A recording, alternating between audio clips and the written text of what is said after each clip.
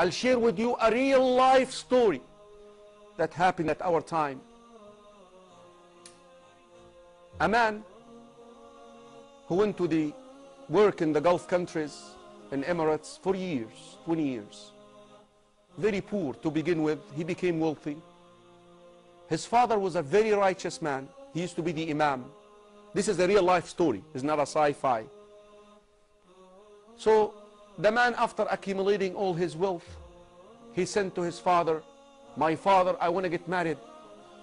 A lot of the years passed by without getting married. Now it's the time. And I want you to choose a wife for me.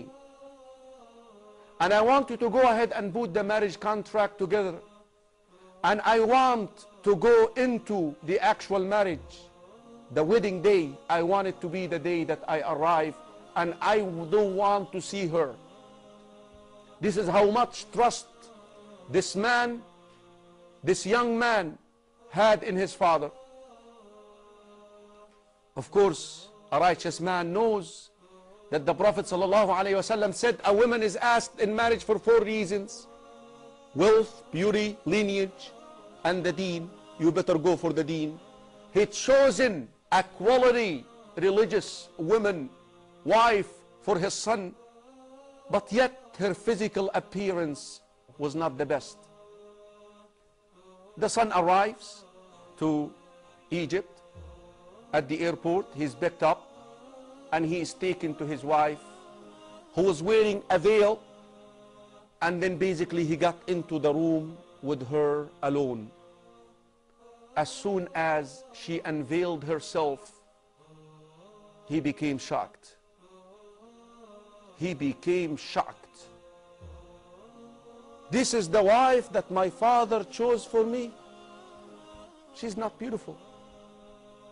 She's not beautiful."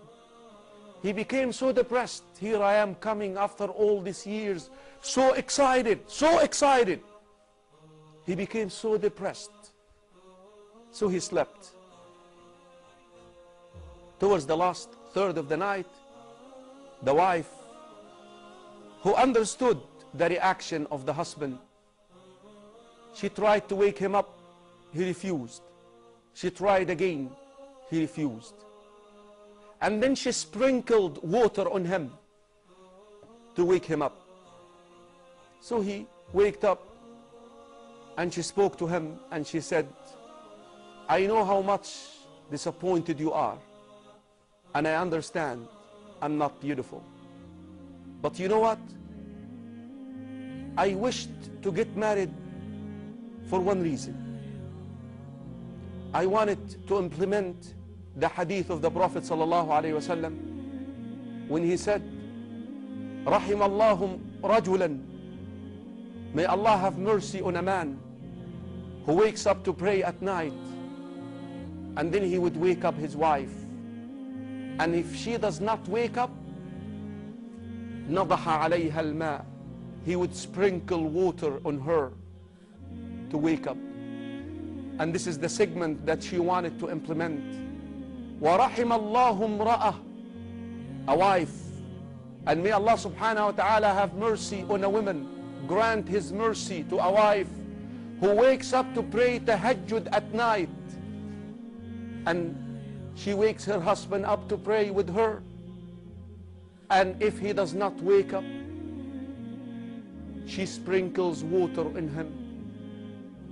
Wallahi, I'm so grateful to you that you granted me that wish.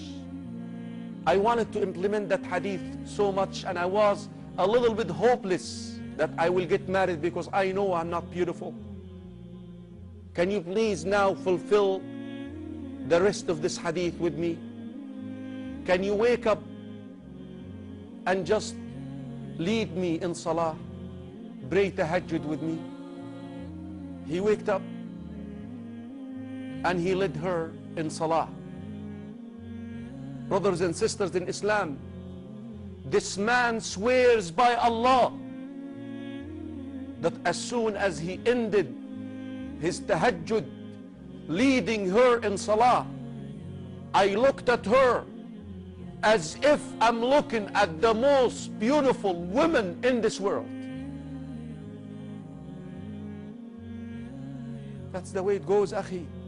Don't be deceived by all these soap operas and movies. The love gets to the heart because of Allah. Allah can make you love your husband, but you and your husband obey Allah. Lead your wives in salah. Have your husbands lead you in salah at night. This family, brothers and sisters in Islam, they have grandchildren who memorize the Quran, and they are students of knowledge, and some of them are about to be scholars of this ummah. Brothers and sisters in Islam, don't compromise nor test the commands of Allah. If you want to live happily, like they say in the movie Ever After, marriage is a tough institution. Enough that shaitan every day places the crown on the head of a shaitan who separates a husband and wife.